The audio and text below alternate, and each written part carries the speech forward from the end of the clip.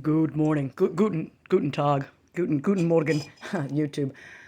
The reason I've been on the subject of narcissism and all this kind of crazy crap is I was exposed to something recently that was just like, it was horrifying. So, like I just saw, a really awful narcissistic relationship being played out in front of me with a friend of mine. And it was just like, it was triggering. I lost some sleep over it. I had chest pain over it, and then I got out of it. I was like, okay. But yeah, it triggered me to remember. So then I made those 3 videos, and posted them yesterday or the day before, whatever. And I was just like, yeah, I felt really good about what I said. And then I started thinking about a young friend of mine texted me yesterday. Has 2 children and a new baby, and had been through a lot growing up and a lot of awful stuff, and was having panic attacks.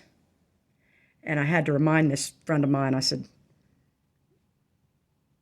when I had a baby, it was so traumatic, the birth experience, that I literally had night terrors in the hospital the day after she was born. And the psychiatrist came. I think they're just psychiatrists. It's just like, well, for one, they tortured me when I was in labor, so it's no wonder my past abuse had been kind of triggered and brought up. The physical abuse, because the pain was so great, and because it was in the area of having the baby, and I had been, sexually assaulted. I think it was all tied together with that.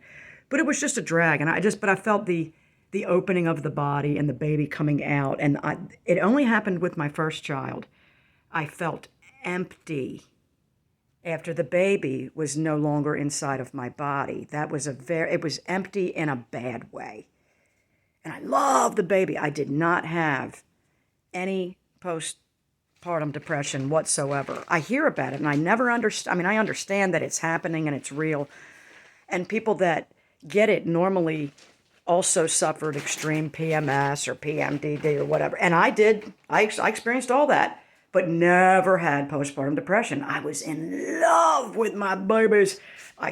But I felt empty without my daughter inside of my body. It was really an awful sensation. Now, when I had my subsequent 2 children, I didn't have that sensation at all. So there was just something really, well, she was a golf baby. And I had been extremely traumatized by the fact that my husband was in the golf. I did not think he was going to survive because I didn't think he was very smart. And he's not, but he got lucky. Well, he's smart in other ways. I mean, I don't think he's as smart as toting a gun and running around and trying to be a soldier, but he was flying quick fix at the time. He was on a helicopter. They gave him a handgun. I'm thinking, you gave him a handgun? But anyway, that's funny.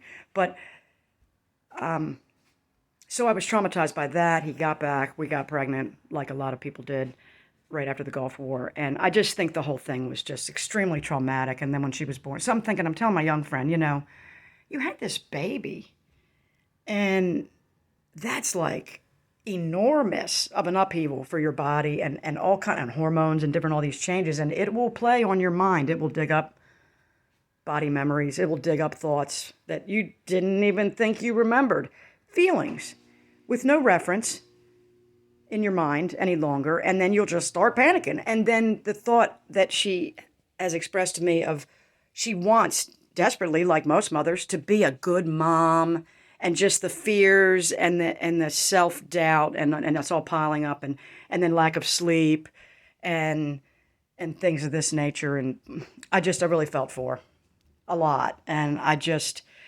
want to say to the ladies out there, and the men, and whoever's going through this, the teens, whoever's watching this crap that I'm driveling, go easy on yourself. I thought about it, and I thought, what, I feel like I want to reframe what's happening to people when we have these panic attacks. I feel like our minds, let's just pretend that I'm right. Let's just pretend that our brains are processing information behind the scenes, which involves our nervous system, without us actually having to think about it. Like our sympathetic organs, as an empath, where we breathe without thinking. The mind is processing this information. It's running systems in the background, like your phone. And you can detect it in your nervous system hardcore and just be like, oh, If you feel it, just be like, okay, my mind is running this background program. It's attempting to extract it. The nervous system is reviewing it. The panic, the horror of it all. And see if you can't mentally just push the delete button. Boop. Play a game with ourselves. See if it might not help. But to stop judging ourselves, because I judge myself so hard when a panic feeling comes on. And I don't have them that often, hardly ever. And that's another thing. When you get rid of them for so long and then it comes back, you forgot it existed. And then it's like, and then you're in the middle of it and you feel like you're dying, like you're having a heart attack, or like it's never going to end, like an elephant sitting on your chest, your heart's racing out of your body, blah, blah.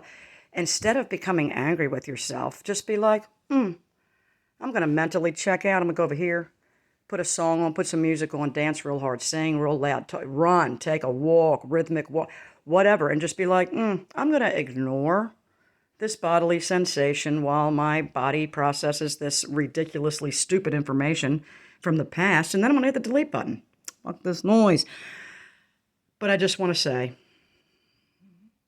stop being so hard on yourself. I think we perpetuate a chronic panic attack situation by thinking that it's our fault that we're having this attack, but it's not. It's the body's simply running a little program, just trying to clean up it's cleaning up junk files like on your phone. It's cleaning up some junk files. We don't need these anymore. But it feels uncomfortable to do it.